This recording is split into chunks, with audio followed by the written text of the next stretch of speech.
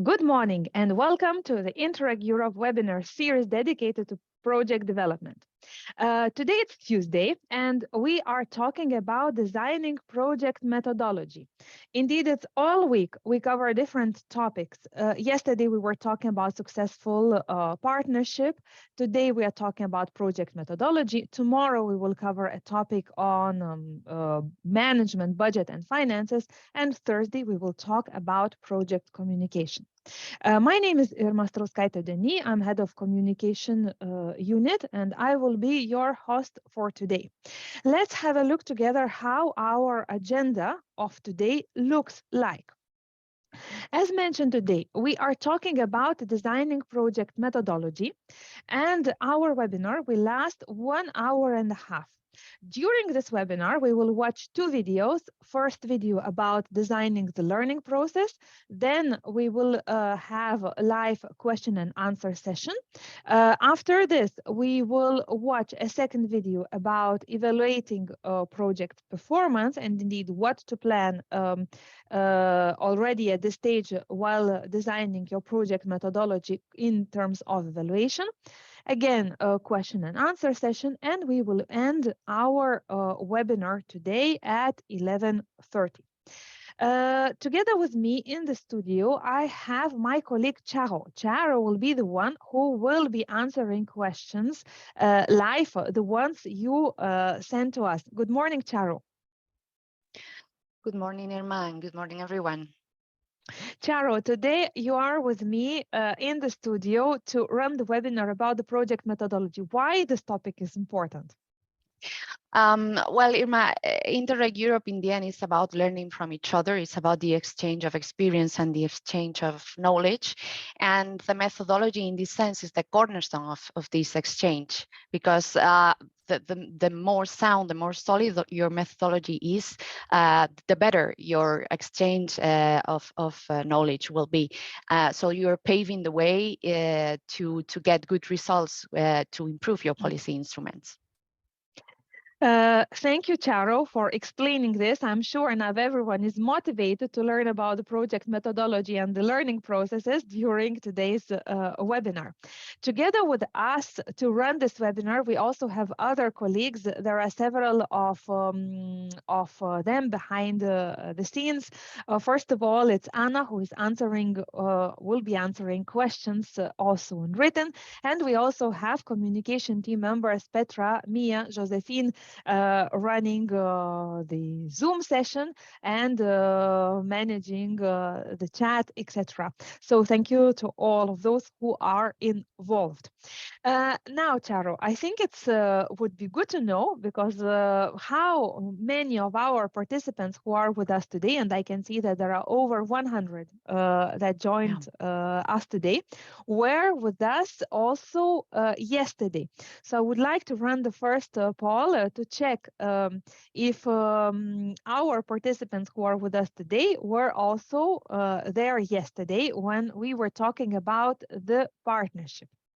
And by the way, the ones who were already with us today know that to submit the questions that we will be taking to answer them live, this you need to do via the Slido tool. You go to slido.com/project development, and then you can type your questions, which we will be picking up and answering live together with Charo here in the studio.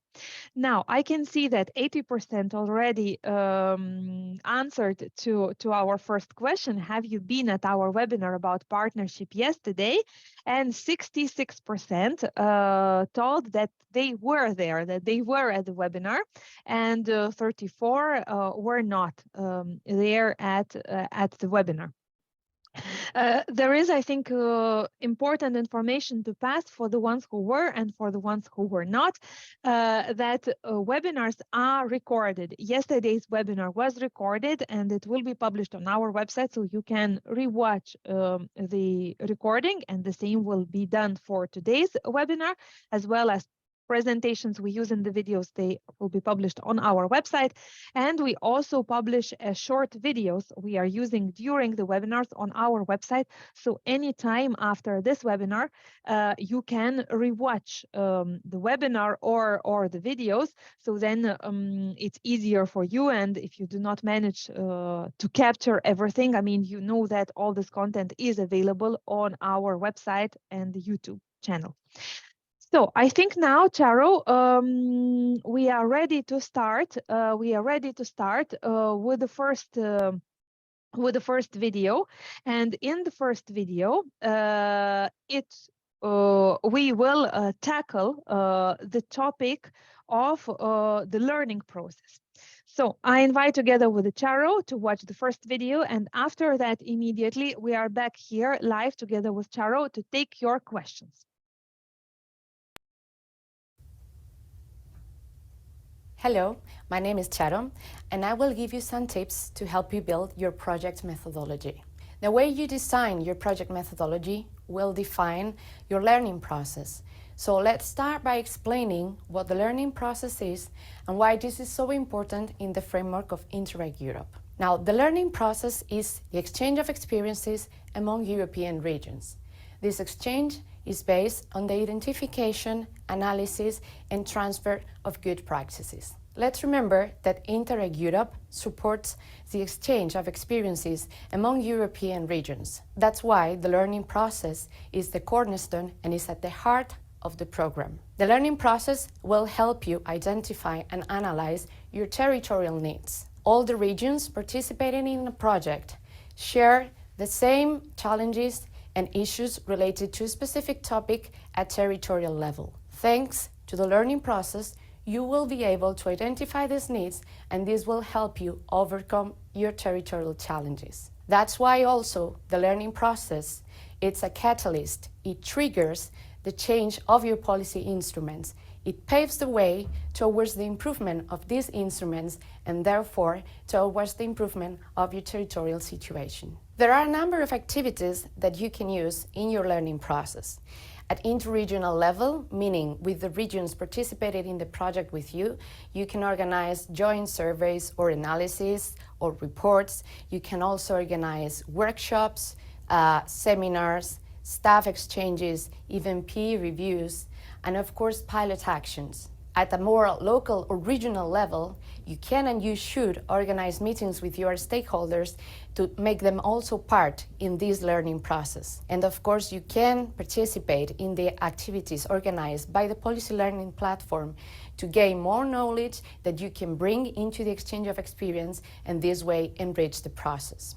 Now let's focus a little bit on these pilot actions that I mentioned before. Pilot actions are implementation-oriented actions that are aimed at testing new approaches, new initiatives that you learned from others. You can request pilot actions from the very beginning at the application stage or halfway through your project at the midterm review meeting. There is only one limitation of one pilot action per region involved in the project. Therefore, if you requested this pilot action at the application stage and this was approved, you won't be able to request another one at the midterm review meeting. And also keep in mind that these pilot actions are part of the learning process. There are a number of requirements that you should keep in mind if you want to request a pilot action. First of all, the policy relevance and durability of this action must be demonstrated, meaning at the end of the day, the objective, the purpose of a pilot action is to improve the policy instruments that you are addressing. Therefore, you should also ensure that the outcomes of this pilot action are mainstreamed or generalized through the policy instrument. You also should demonstrate the interregionality of your pilot action, meaning this action has been inspired by other regions participated in the project or else by the activities that are part of the exchange of experiences and should be integrated in the learning process and enrich and contribute to this exchange. Also, keep in mind that pilot actions are an additional activity that cannot be financed through the policy instrument addressed or any local, regional, or national funds. And last but not least, the testing character of pilot actions is an essential element of these activities. Remember that pilot actions aimed at testing new approaches are implementation-oriented activities, and therefore the testing character should be also demonstrated. Let me give you an example of what a pilot action is.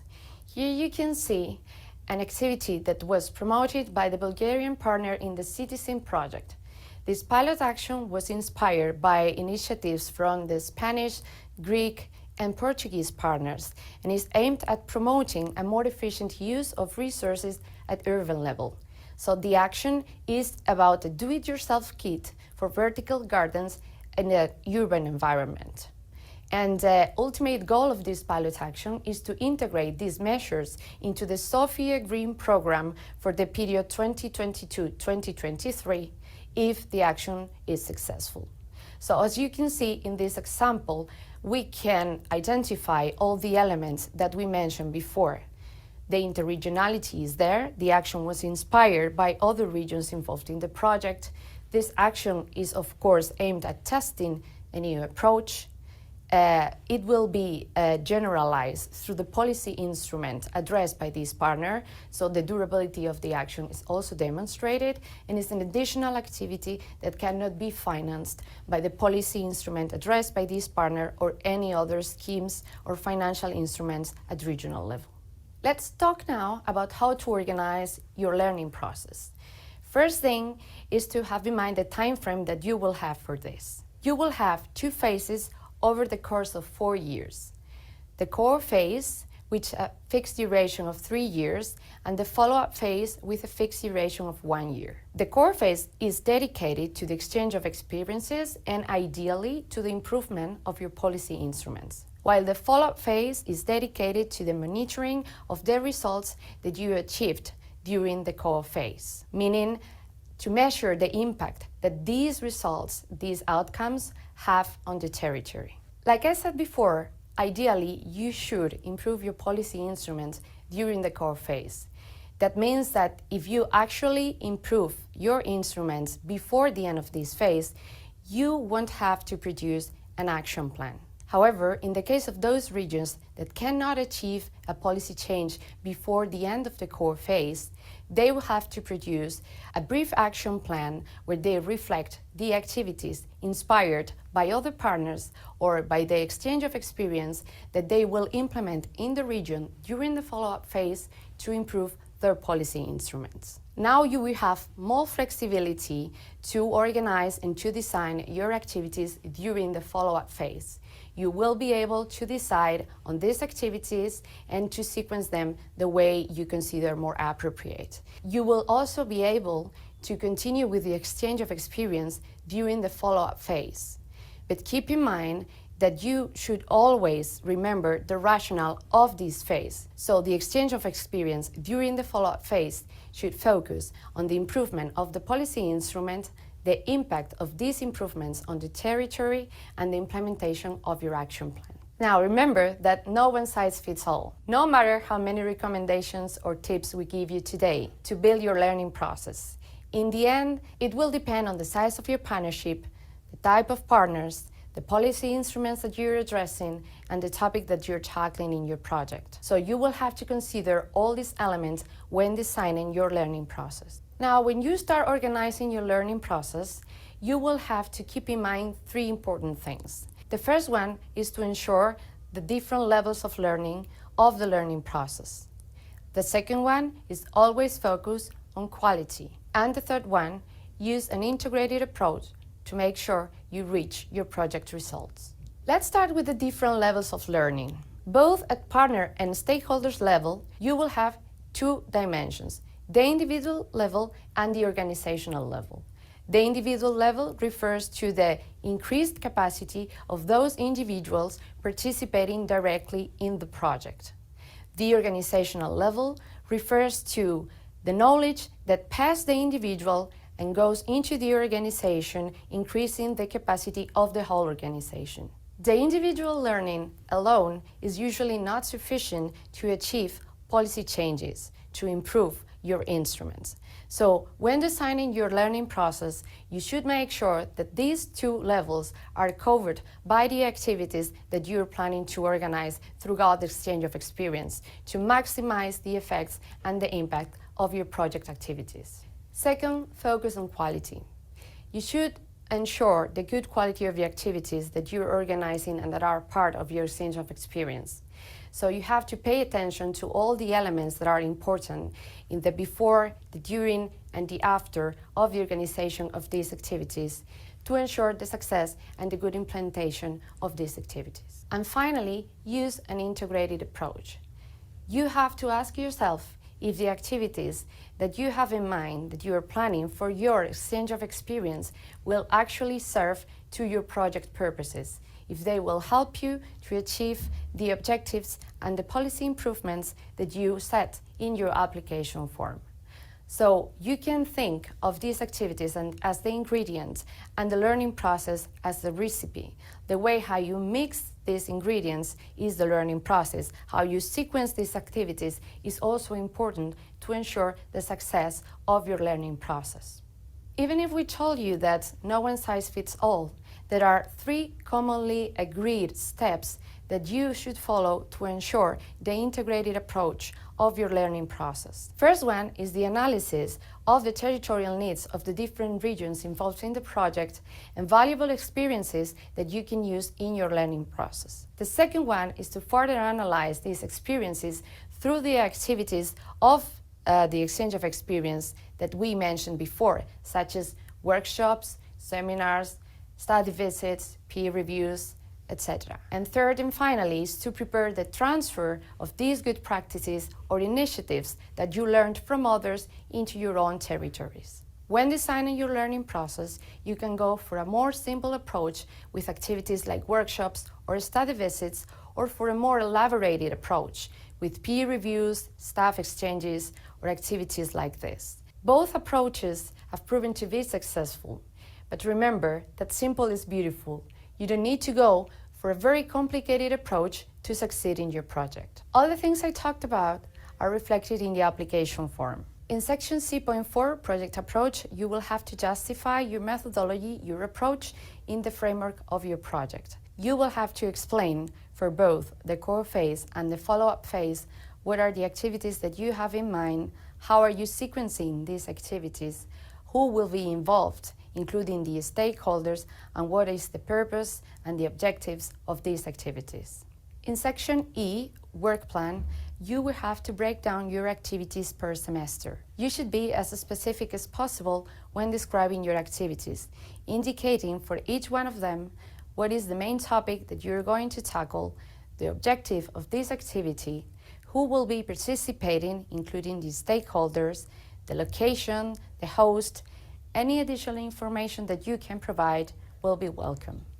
You will have to also indicate the number of good practices and policy learning events per semester. In case you have pilot actions, you will have to describe them in section D1.4. First, you will have to indicate what is the policy instrument that will be improved through this pilot action. In this section, you will have to describe the main elements of your pilot actions, those that we mentioned before. You will explain what your action is about and how this has been inspired by the other regions participating in the project. Then you will add information about how this pilot action will improve the policy instrument address, meaning their policy relevance and durability, how the outcomes of this action will be mainstreamed through the policy instrument. And finally, you will have to explain why this pilot action cannot be financed by the policy instrument addressed by this partner or by any local, regional, or national funds. And now that you know how to organize your learning process, I invite you to watch another video on how to evaluate your performance.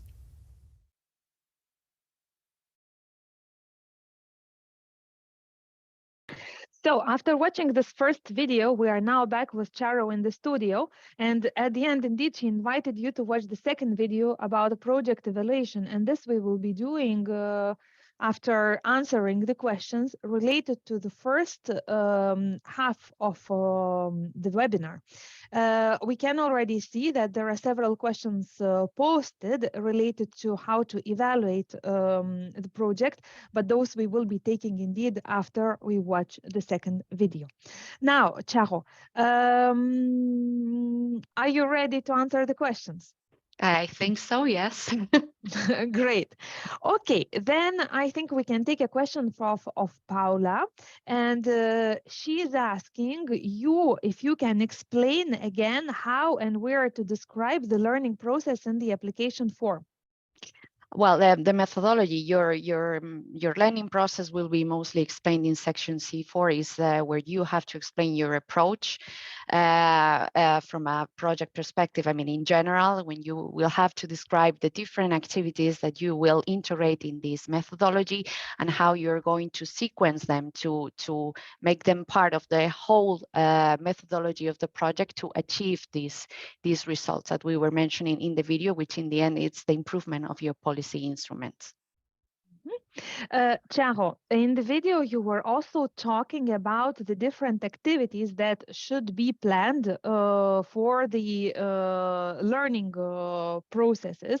And you mentioned that there should be meetings organized. So Anna is asking how many meetings should be scheduled, and also can those be an online meetings? Yes, well, first of all, you can combine online and in-person meetings. This is something that I think we learned during the pandemic, that if you find the right balance, it can help you improve your methodology, to keep contact with your partners, and for your partners to be in contact with their stakeholders. It will facilitate in a way this exchange. But of course, in the end, the most important is that you are able to visit the different good practices, the different initiatives and experiences that you are sharing with your partners. So you should also have these meetings in person with them. About the number of the meetings, there's no right answer here. I mean, there's no a specific number that we can give you. I'd say that mostly you should keep it reasonable because you have to travel around and to, in a way, to, as we explained in the video, to make it serve the purpose of your project. You will set a number of objectives and purposes that you want to achieve, and these meetings and the number of meetings have to serve to achieve these results. So like I said, keep it reasonable and integrated and coherent with the overall methodology and the overall approach that you are having in your project. Thank you for clarifying this. A question from Kate. Do we need to design a methodology both for the core phase and the follow-up phase? Well, it's mostly about the core phase, because the exchange of experience takes place during the core phase. During the follow-up phase, what you do is to monitor the results and the impact of these improvements, of these policy changes. However, you need to, in a way, to design a methodology to monitor these results. So even though it's way heavier during the core phase, you will have, of course, to plan the activities and to plan the methodology that you will need to monitor and to follow up on these results. But this is also something that you will easily see in the application form when you are working on it. So it's kind of user-friendly in a way. Yeah. Another question, Charo, related with the follow-up phase. What type of exchange and learning activities can be included in the follow-up phase? And can you please provide some examples? Well, also, as we were saying in the video, this is something new of this programming period, because if you are familiar with Interreg Europe in the past, these activities for the follow-up phase were pre-designed by us. Now you're free to decide how you want to work with your partners and with your stakeholders during the follow-up phase. And however, you're free to design these activities. Of course, you can continue other meetings, staff exchanges, study visits. But the most important thing is that you keep in mind the rationale of the follow-up phase, which is different from the rationale of the core phase. During the core phase, you are learning from each other. You're building on these good practices to be able to improve your policy instruments. However, during the core phase, we expect that you have already achieved these improvements, that you have achieved these changes, and you are monitoring them. You are following up on them. So the core phase is about your results and how you build on them and how you generalize them and you mainstream them in your regions. And the most important is that the activities that you design for the follow-up phase are in line with this rationale. Charo, we have another question related to the phases indeed of the project we presented in the video. Paula is asking, are studies and research work possible in the core phase of the project? Yes, Paula. In principle, Interreg Europe is not a program about research. For that, you have other programs out there. It's more about learning from each other. However, we understand that there are some activities like, for example, analysis, SWOT analysis, studies that might be needed in an initial phase for you to set the, let's say, the state of play of your different regions and to be able to start this exchange of experiences. So to answer to your question, yes, you can include some of these analyses and studies, but please keep in mind that the purpose of our projects shouldn't be research or researching. It's different. It's about improving policy instruments. Livia is asking us, could you give a more detailed example about the activities? What is expected level of detail for the description? Could you show a successful example?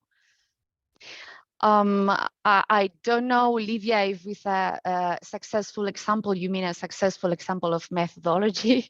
I'd say that a methodology is successful as long as it contributes to improving your policy instruments. And for this, yes, we have many examples and you can check them on our website from our projects. I couldn't give you only one right now.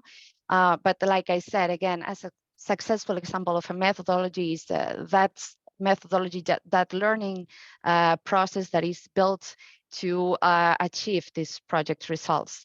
About the activities, well, like we were mentioning, you can have a simple approach with just meetings to exchange with your partners about the different good practices or initiatives you're exchanging about, workshops, thematic seminars, you can have staff exchanges, you can have peer reviews, of course, study visits.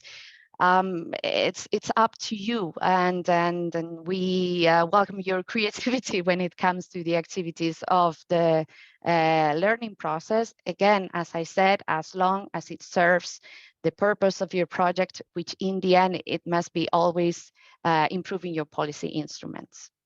And about the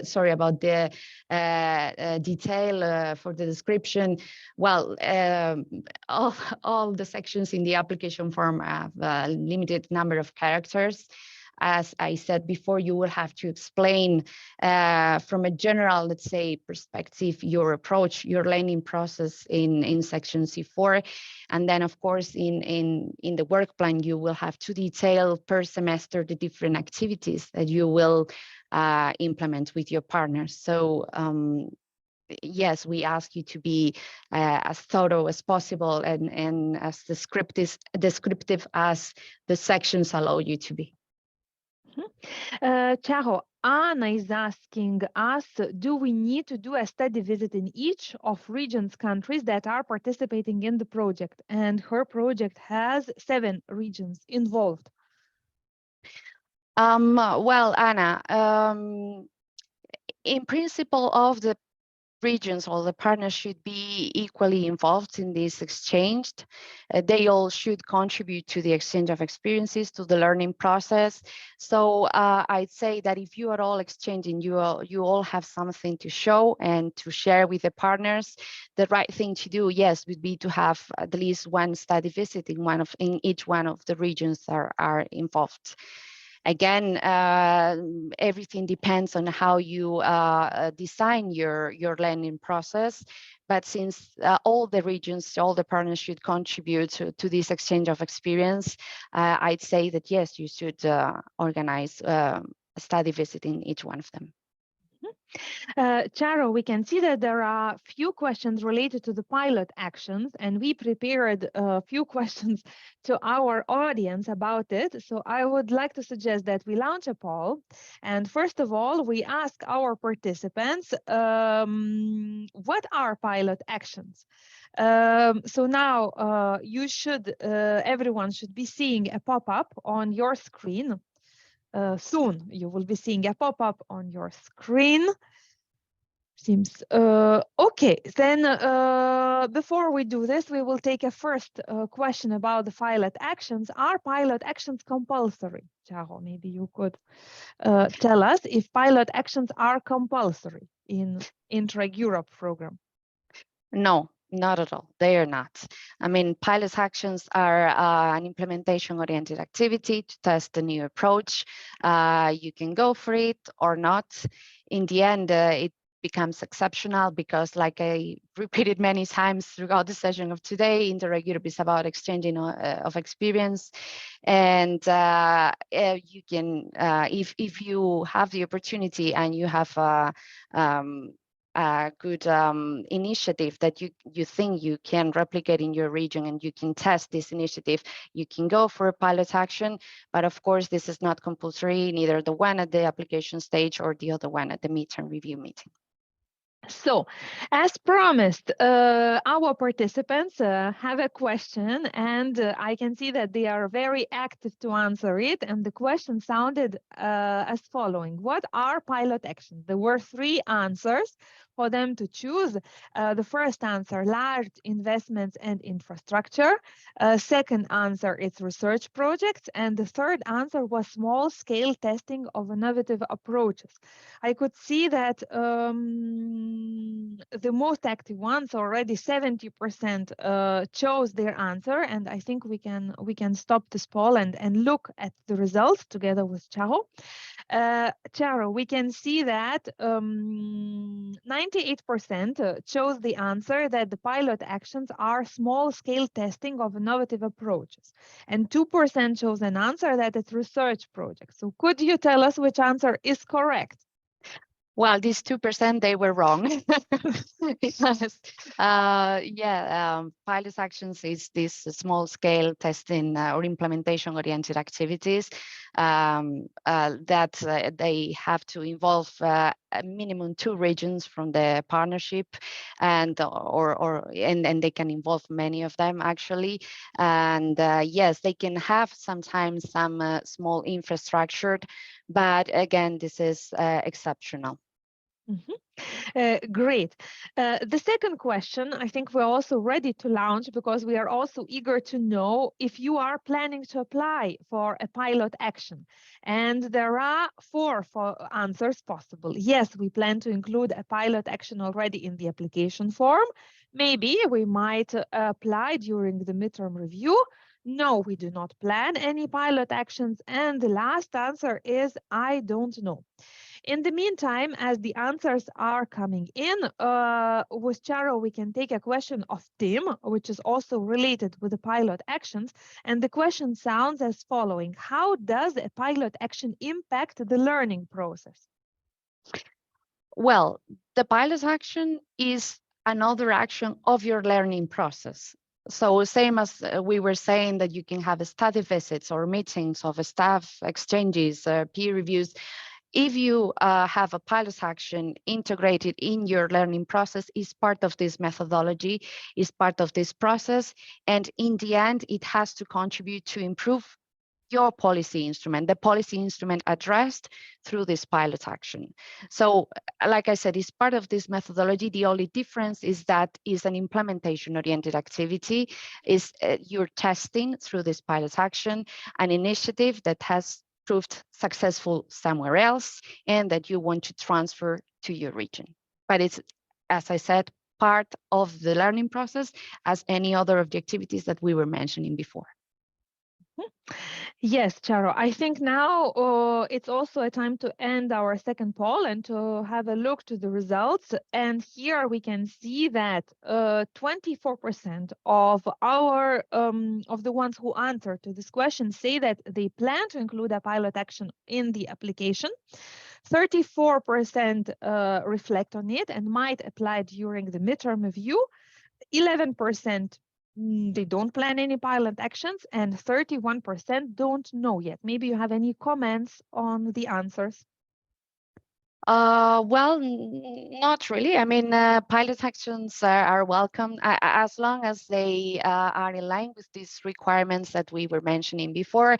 I mean, they have to be clearly described. If you are applying for them at the application stage, they have to be clearly described. It's not as we've seen in some of these applications from the first call, people that were saying, I would like to apply for a pilot action, and then they were already integrating this in the application form. If you apply for a pilot action at the application stage, is because you have already a very clear idea of something that you want to import from another region or of a common methodology that you've developed with your partners during the preparation stage. Or if not, you can do it at the midterm review meeting.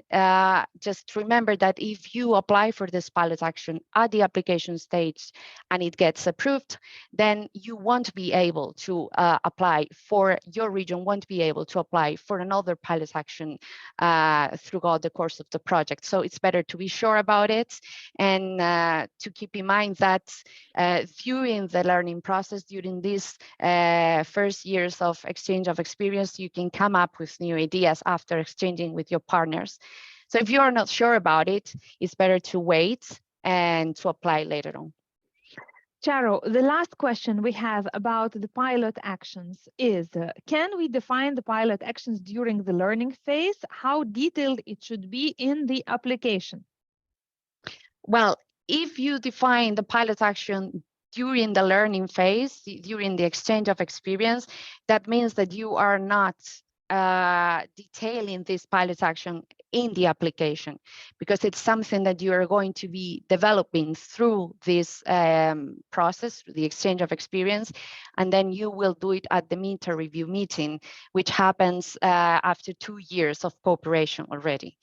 If you apply for it at the application stage, as I said, you have to be very clear about the idea that you have in mind about this either common methodology, common idea for a pilot action that you come up with your partners, or about the initiative that you want to import from one region to the other.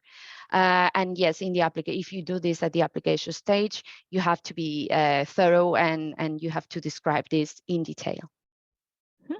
Thank you, Charo, for this answer. I can see that there are several other questions related to the evaluation, and as promised to everyone, we will pick them up immediately after we watch a second video. And in our second video, which lasts about 10 minutes, our colleague Laurencio will talk indeed what you need to take into consideration while planning your project, evaluating your project's performance. So let's watch the second video.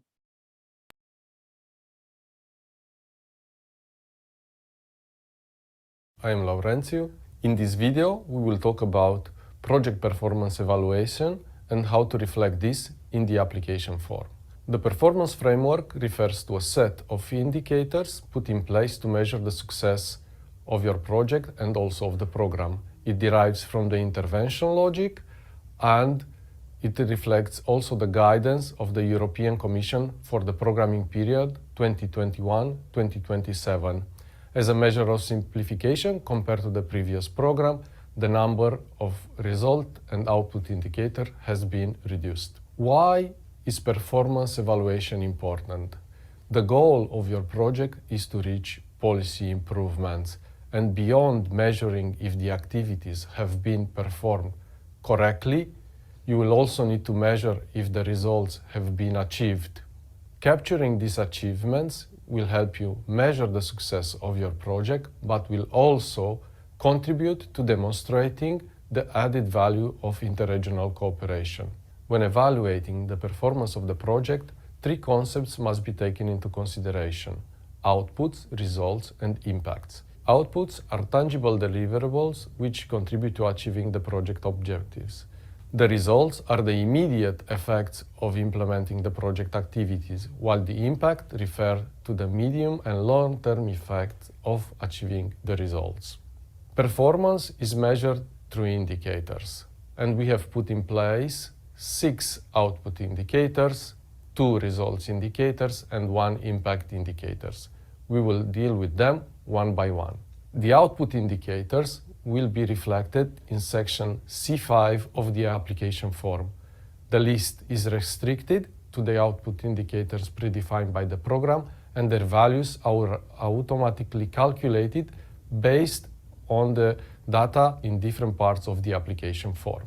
For instance, the number of organizations cooperating across borders counts the number of project partners, the number of associated policy authorities, which are featured in section B, partnership of your application form, but also counts the stakeholders, which are listed in section D of the application form. This is the policy instruments. Make sure that when you are filling the list of stakeholders, you allocate a single box to a single stakeholder. This way, the system will be able to count them. If we are talking about number of pilot actions developed, this is rather straightforward. It derives from the data that you have been inserted in section D of the application form, which is referring to policy instruments. The number of policy instruments addressed, of course, reflects the policy instruments listed in your application form in section D. The number of interregional policy learning events refers to these exchange of experience events, which include at least 2 partner regions.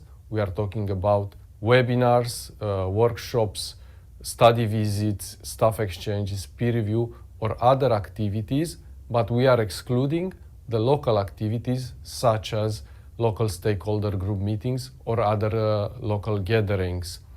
This information, you will need to set it directly in the work plan, and the target values must be set for each semester. The same goes for the number of good practices indicator, which refers to the number of good practices that you plan to identify and share for each semester. Also, these target values need to be provided in section E, work plan of the application form. The things are a bit different when we are talking about the results indicators. We have a limited number of results indicators, only 2, and these refer to the number of organizations with increased capacity and the number of policy instruments improved. They are still reflected in section C5 of the application form, but the difference compared to the output indicators is that you will need to set the target value. How you will set this target value? By comparing the results indicators with the output indicators that correspond to them. For instance, the number of organizations cooperating across border will need to be compared with the number of organizations that have improved their capacity. At the same time, the number of policy instrument addressed will need to be compared with the number of policy instruments improved. Ideally, the ambition of the project should be to reach 100% performance. However, we notice that in reality, such a level of performance may be difficult to achieve. It is your task as project to set realistic targets for your results. Talking about impact, we only have one impact indicator. This is funds influence, and it estimates the financial impact of the policy improvements achieved thanks to the project. The impact indicator does not need to be set in the application form, and the estimative value does not need to be provided. The impact will only be measured through the progress reports. We hope you find this session useful, and we are looking forward to receive any question you may have on this topic. Thank you.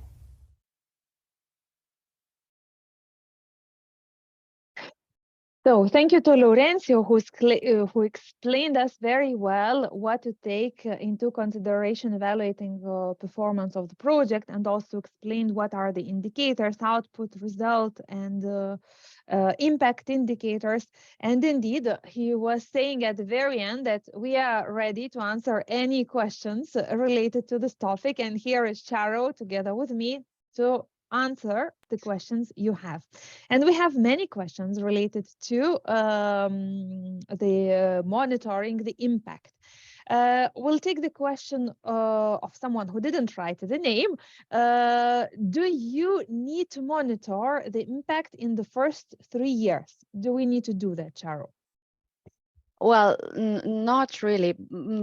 Like we explained in the video, the impact is the long-term effects of these results in your territory, and usually this doesn't happen during the first years of the cooperation. And also, technically speaking, when you report on results through the progress report, this will be possible only after the third progress report. So. For us, for the program, you don't need to monitor on these impacts for the progress reports during the first 3 years. However, at a project level, if you're a project leader, a project coordinator, I would, let's say, recommend you to monitor the performance of your partners. You will have to do it for the program, of course, through the progress report, but it's always good that you monitor at project level the different performance of your partners.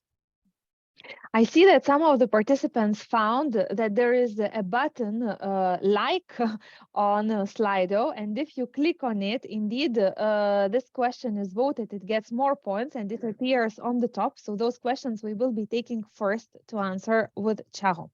And one of this voted question that has one vote is which KPIs have to be fulfilled and when they have been fulfilled, which have to be fulfilled and when? When? Well, we don't call them KPIs, sorry, and we have a different set of indicators. The outputs indicators, you will be providing information on them each semester through the progress reports. However, about the results, like I said, these will be open only from the third progress report on. So, and then you can until the end of the project. Tim is asking us, what is the difference between the result and impact indicator? Well, the results are the intangible, let's say, outcomes of the project. It derives from the implementation of the activities and the outputs that you are getting through your project, and it's mostly related to the improvement of your policy instruments, while the impact indicator, as we mentioned as well in the video, is the long-term, the medium and long-term effects of these improvements on the territory. And we only have one impact indicator, as mentioned by Laurencio in the video, which is the funds, the amount of funds influenced thanks to your policy changes, to your policy improvements. And you will have to indicate this only if you have a policy change that has led to the mobilization of funds. Can an advisory partner acting as communication leader share good practices, Charo?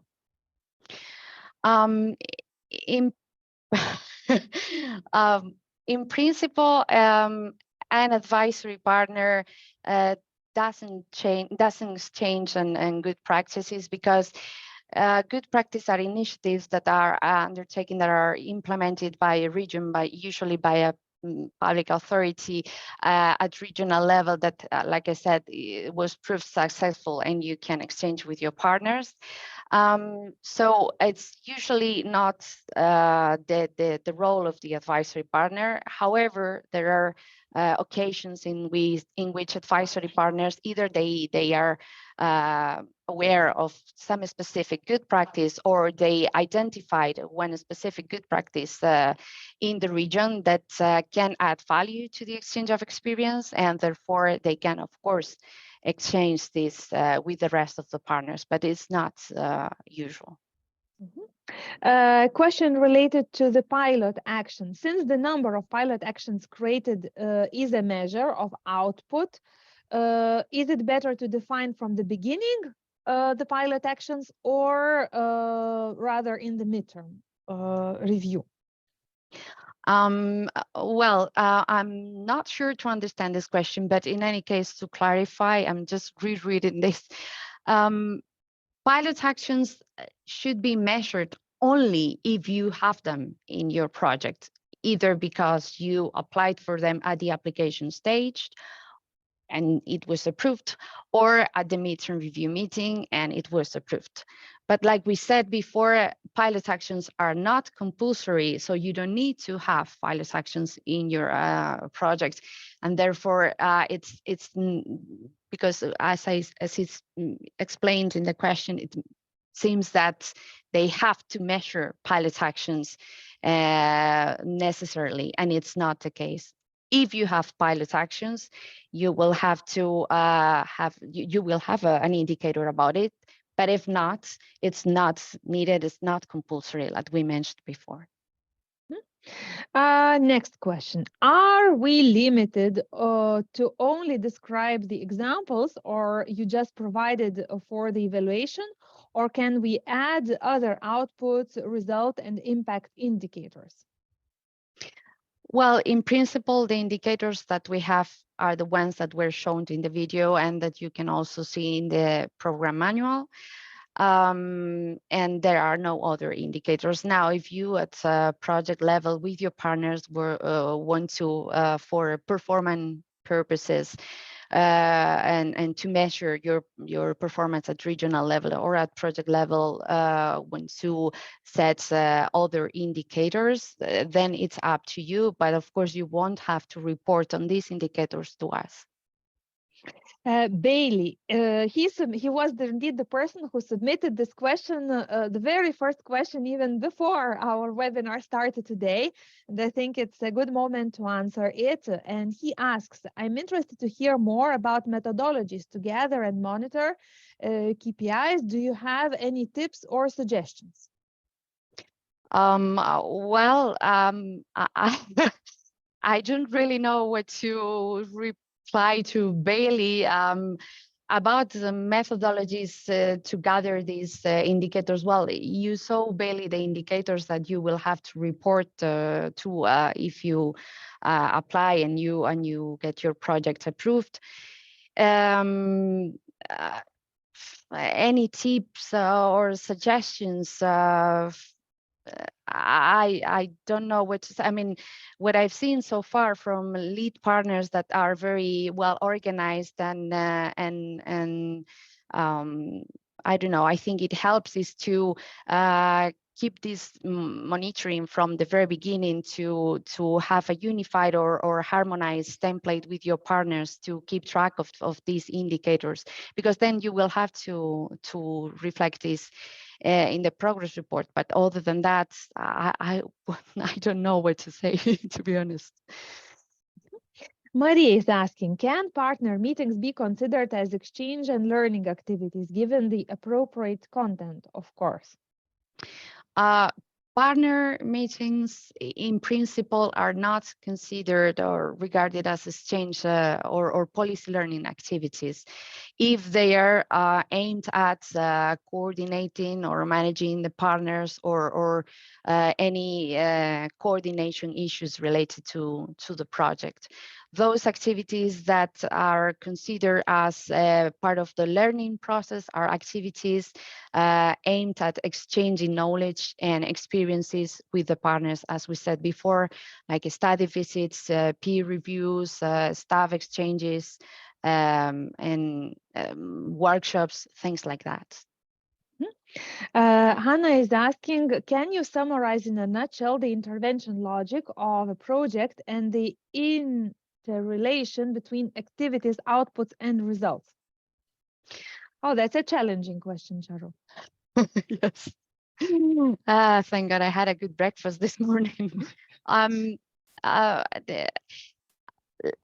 think that the most important, as we explained in the video, is that your learning process, your methodology follows an integrated approach. And this means that the different activities that you are implementing, developing in your project serve to your objectives, which is improving your policy instruments. It's not only about the nature of these activities, but how you also sequence these activities, how you integrate them in this process to, in the end, lead to this improvement. Of course, the outputs and results need to be aligned with these activities. You will set a number of, for example, study visits or workshops. These will be a part of your outputs.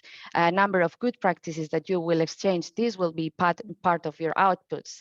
And of course, this will have an impact, a result, as we explained before, which is improving your policies. So as you see, everything is connected in an, let's say, organic and integrated way.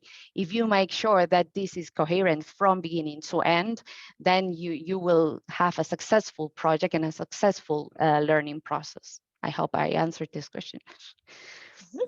We have another question. Can we organize consortium meetings back to back with the exchange activities? Yes, and actually you should, because if you make your partners travel to whatever region to learn more about a specific good practice or initiative, then why not also taking advantage that all the partners are gathered there to have a project meeting. You should try to get advantage of these synergies to talk to them and to work on the coordination of the project as well, of course. Mm-hmm. Ines is asking us, can you specify further how the increased capacity of organizations will be monitored? This is something, Ines, that you will monitor only at the end of the core phase. And there is a survey that you will have to share with your partners and your partners at regional level with the stakeholders and or any organization that was actively involved in the activities of the project. And in the survey itself, they explain how or what kind of, let's say, what are the ways in which you can prove your organization increased their capacities, and then you will have to compile this information in the progress report. But it's mostly a survey that you will exchange with partners and stakeholders, well, everyone that was actively involved in the project. Mm-hmm. I see that there is one very popular question about advisory partners, but it was the topic indeed of yesterday's webinar where we were discussing the partnership. However, as it's so popular and people are asking us to answer, I suggest, Charo, that we take it exceptionally and answer, even if priority today is really given to all the questions that are related to the project methodology. So, to please our webinar participants, the question sounds as following. How are the advisory partners included in the projects, and is it an obligation? Is it obligatory to include advisory partners? No, they are not.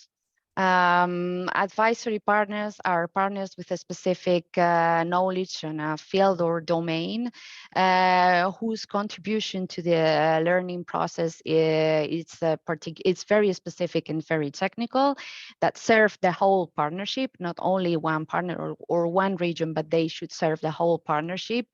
And they should be there only in case that they really need it for the exchange, and they really add value because of the specific topic, the specific domain, or the technical aspect of this of the field that is addressed, the topic that is addressed in the project.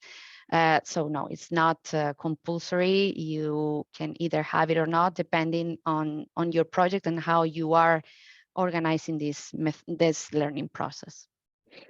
Livia, for you, I can see your question concerning the indicator about the number of organizations with increased capacity. Are these supposed all project partners plus other stakeholders? And we can see that our colleague Anna already answered to this question, saying that actively involved stakeholders should be included in the indicator. So we can go to the next question. In case the policymakers involved in the education field, can the pilot actions involve students? Well, to reply to this question, we should need to have this pilot action.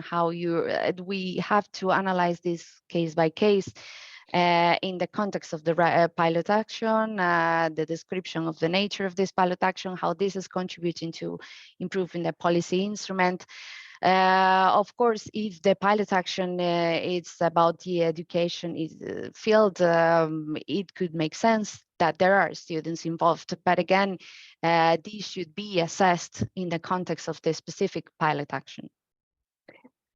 Charo, you are asked to give an example of financial impact in relation to policy. Do you have one example to give? Yes, for example, this is is one of the most challenging indicators, to be honest, to define the amount of funds mobilized, and actually not all the policy changes entail the mobilization of funds. But it's maybe clearer when you have achieved policy change under the category of what we call the new projects, which means that you've taken an initiative or an idea, something that was successful in another region, and import this in your region as a new project financed by the policy instrument that is being addressed. So when this is the case, when you are financing new projects through the policy instrument addressed, you can determine, you can indicate what is the amount of funds that were used to finance this project. This would be an example of funds mobilized as a consequence or as a result of this policy improvement. Another question we have is peer review means one partner reviews the other partner policy and give feedback. Is it that? Well, a peer review usually is meeting with all the peers from different regions to exchange about a topic or a common need or a common challenge, to see how the others are doing and try to learn from that. And as such, it can be part of the learning process and part of your methodology. One more question we have: are good practices different from the policy instruments, or maybe it's the same? No, it's not. The good practices are, let's say, the currency of the learning process, because we've repeated many times that the learning process is about exchanging knowledge and exchanging experiences, but these experiences, this knowledge usually comes in the form of a good practice, which is an initiative, an activity, something that was implemented in another region and that was successful and that I can transfer to my region to overcome a particular challenge or a particular situation. The policy instruments or the policies are means of public intervention at regional level. Can be a strategy, can be a master plan, can be an operational program, and it's what you are addressing, what you are trying to improve through the learning process. Thank you for clarifying it, as the good practices and policy instruments are two really important tools, if I could call, for the Interreg Europe program. Let's read one more question we have. For a project, for example, under the zero emission mobility, will it add to the proposal's competitiveness if we consider estimation of indicators related to impacts such as greenhouse gas emission reductions, modal shift to sustainable modes of transport, etc.? You should include these indicators in your methodology if you think that at regional level and at project level, it's going to contribute to the success of your learning process and the improvement of your policies. However, like we mentioned before, the indicators that we are going to ask you to report on are already set by the program and are the ones that were already presented. So it's not going to make a difference in terms of success of your application if you set these indicators or not.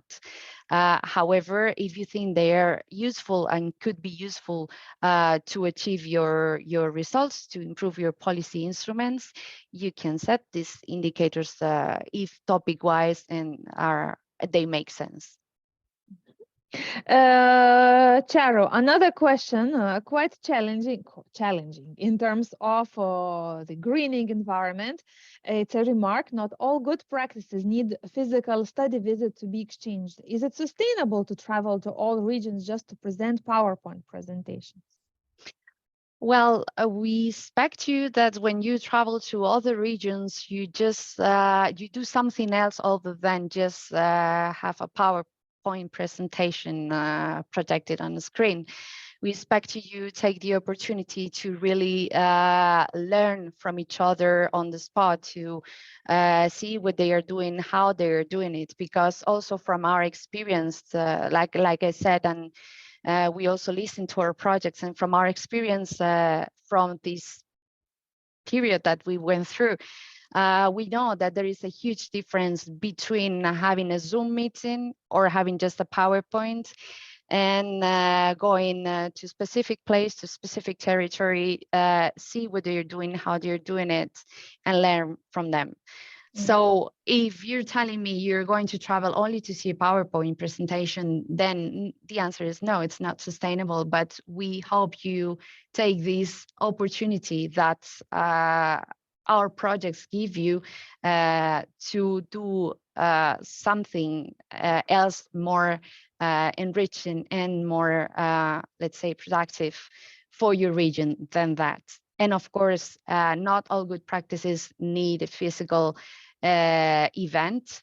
Actually, our projects, they identify many good practices, and it would be impossible that the partners visit all these good practices during the course of the project. And of course, for some of them, you can use online meetings or events. And like we mentioned already at the beginning of this session, the ideal would be to combine these two methods, the online and the in-person. Charo, I can also see that our colleague Anna was answering to this question in written, and she was emphasizing that indeed it's up to the project beneficiary, to the project, to the one who is preparing project, to decide and to identify which exchange, which good practice indeed it's worth traveling, and which could be just worth of a presentation. So it's exactly what you were saying as well. We are taking the last questions. A few minutes to go until we end our webinar, and we still have some questions to answer. So if there are participants of this webinar who did not yet submit the questions and really want that we answer them questions today and now, it should be really, it's the last call for you to submit and to send your questions to us. And now let's take the questions that were already submitted. If we are going to apply for a pilot action in a midterm during the midterm review, we should plan additional budget. When we should plan additional budget? Well, I suppose that for this question, they mean if they should plan this additional budget and the application stage, and the answer is no. I mean, at the application stage, if you don't have any pilot actions in mind, you just plan the budget that you think you will need for your actions, and that's it. If you apply for this pilot action at the midterm review meeting, then we will see, you will see with your policy officers how this action will be financed. But for sure, you won't budget this at the application stage. Charo, a core question of the Interreg Europe program in relation to really the heart, that is the heart of Interreg Europe program. In practice, what is needed to ensure the objective improvement of job and growth regional programs? What is needed to ensure the objective of increasing job and regional growth? Well, let's see. First of all, I'm not sure to understand this question, but first of all, just a reminder. Now in our projects, the eligibility requirement, you should have only one investment for jobs and growth program in your project, meaning a structural funds program, which is usually what we know as an operational program. Now, what is needed to ensure that you improve this policy instrument, whether this is an investment for jobs and growth or another policy instrument at local or regional level?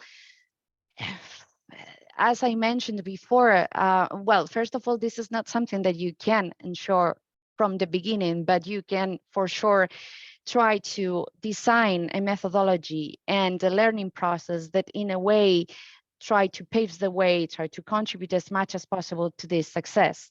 And how you do that is to designing activities together with your partners that you think can contribute to that. This depends very much on the topic that you're addressing, on the policy instruments that you're addressing, on the knowledge and experiences you have to share. So it would be very difficult for me to answer this question right now. I mean, we don't have the key for success, but usually, yes, building a solid methodology that will help you improve these policy instruments. Paula, I hope we managed to answer to your question. Another question we have, can we organize 2 or more study visits per semester? Well, also 2 study visits per semester could be perfectly reasonable, but as I said before, you should assess this in the context and in the framework of your learning process. And you should go for the number of events that make sense for you to achieve your results, as long as this is reasonable, thinking that you will have to travel, that you will have to work in the project, and you most likely will have to work on other issues. So the number, again, it's not the most important. It's not about the quantity, but about the quality. In principle, like I said, 2 study visits per semester is affordable, is reasonable. But also keep in mind that if you apply and we assess your proposal and we see that your work plan is over ambitious, we're going to tell you and we're going to ask you to adapt it. So you will always have the opportunity to do so. But for sure, it's better to plan well already in the application stage, that we don't need to indeed do clarifications on those if possible. Then one more question. For the policy instruments, investment in jobs and growth, what indicators would it be relevant, and how do we monitor it during the project?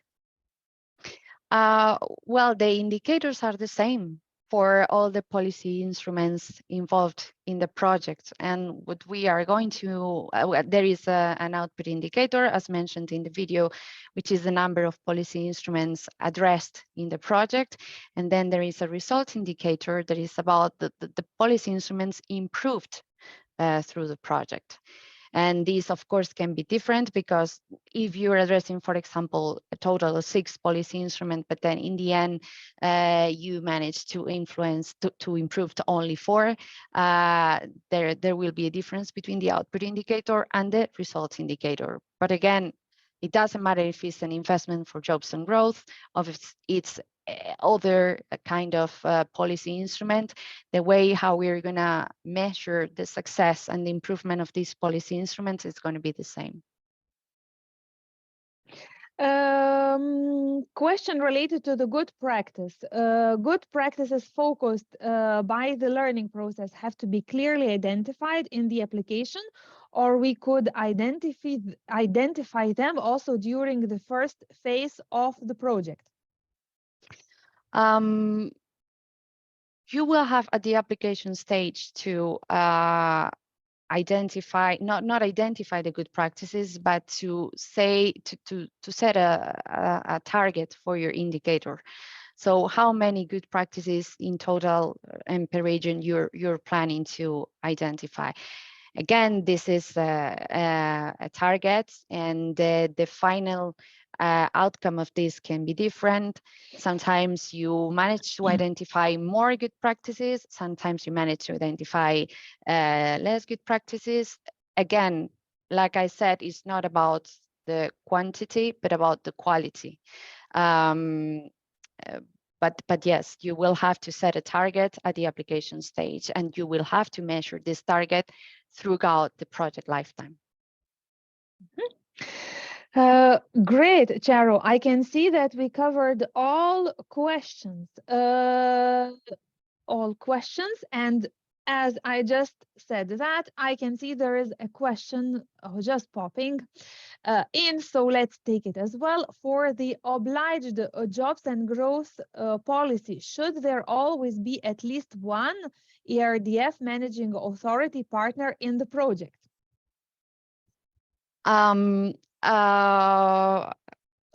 This is a mix between what we saw yesterday and today. But as explained by my colleague Hassan yesterday, for at least half of the policy instruments addressed in your project, whether these are ERDF, meaning structural funds, or not, the managing authorities, if this is an operational program, or the policy responsible authorities, must be involved as a partner. And otherwise, for the half of them, they have to be as an associated policy authority. Ideally, all the policy responsible authorities should be involved as partners. But if not, there is this minimum requirement of at least for half of the policy instruments involved in the project. Again, whether they are ERDF structural funds programs or not. And indeed, if you need details about this, I would like to invite you to watch our yesterday's webinar, where in one of the videos, we presented an example showing what partners should be involved, what policy instruments they address, and also our colleague Hassan explained very well the advisory partners, and how the partnership should be formed. Now, the last questions that come in are there, and one of them is, are the trial error sprints type of methodologies are expected? Can indeed some errors or sprints be part of the methodology of the project? Well, I'm not so familiar with these methodologies, but what I can tell you is that, as I mentioned before, whatever methodology that contribute to this exchange of experience with the ultimate goal of improving your policy instrument is valid. Like I said, I'm not particularly familiar with this methodology, but those activities or those methodologies that contribute to the improvement of your policies and that add value to your learning process in this way are welcome. Mm-hmm. I can see a question of Giovanni, who was asking, what about the annual survey with workers or commuters? Is it important method to understand the change? I'm sorry, I don't understand this question. So if you want to clarify more about it, I'll be happy to answer. But as it is phrased right now, I really don't understand this question. I'm sorry. Indeed, if your questions are related to some specifics and a specific topic, there are several options what we offer as the Secretariat, and maybe let's have a look indeed, Charo, together, what support we offer as the Secretariat for the ones who are developing their projects. First of all, we have the tools, all the tools available on our website. Here you can see a print screen of our website with different sections where you can easily access them. And we have a self-assessment tool to check how your project fits to our program. You can check indeed in the Get Inspired section and to see what approved projects are and project ideas exist. You can also share your project idea with the others. We also provide tools to find the project partners. We have a specific service designed for the ones who have advanced project idea, ask for feedback. And Charo, in this call, did you already consult on many project ideas? Some of them, yes. Also, we did it live during the launch of the call in Stockholm, and we've received quite a few. I think it's important to remind the audience, as also Hassan did yesterday, that to ask for our feedback, it's better if you have already a well-developed idea of your proposal, including the partnership and the policy instruments that you are planning to address, so we can give you a detailed and appropriate feedback. Yes, and then the last section we have on our website, applied for the call. It summarizes all important information about our call. The participants who are still with us today can see that you got a pop-up, give us your feedback, and this is the form. You can answer simply few questions about our webinar today that will help us to shape the upcoming webinars that will be organized today, tomorrow, and the day after tomorrow. And indeed, tomorrow we are meeting here to talk about the management, budget, and finances. I can see that on slide we have one question left and related to the finance, and on purpose we didn't take it because I promised you at the very beginning of this webinar that we take the questions related to the topic of today. And as this question related to the finances, we will be answering it tomorrow. So tomorrow we are talking about the finances, and on Thursday we are finishing this lead applicant webinar week talking about the project communication. So there are still opportunities to clarify your questions related to those topics.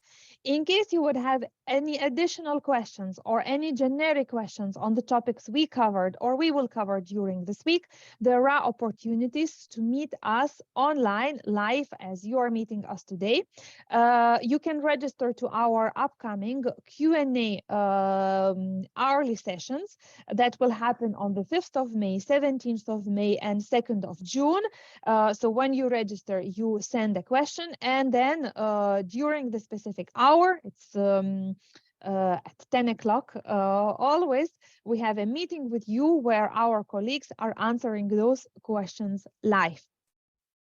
So with this, it's the time now to thank you to Chaho for answering all your questions today live in the studio, to thank you to our colleague Anne, who was there answering the questions in the chat, and also to thank you to my colleagues Petra, Mia, and Josephine. I can see hearts flying on the screen and applause from our participants. The same also comes from us to you, to our active participants. Thank you for this really, really nice attendance, your active participation. And we hope to see you tomorrow in our next webinar to talk about the finances, and then also on Thursday to talk about communication. So have a good day and see you tomorrow. Bye-bye. Bye.